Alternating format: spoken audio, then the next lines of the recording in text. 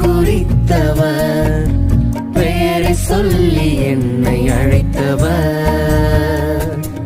என்னை நீதிமானாய் மாற்றிவிட்டவர், மகிமைப்படுத்தி உயர்த்தி வைத்தவர், என்னை நீதிமானாய் மாற்றிவிட்டவர், மகிமைப்படுத்தி உயர்த்தி வைத்தவர். மகிமை, தேவ மகிமை வெளிப்படும் நேரம் இது.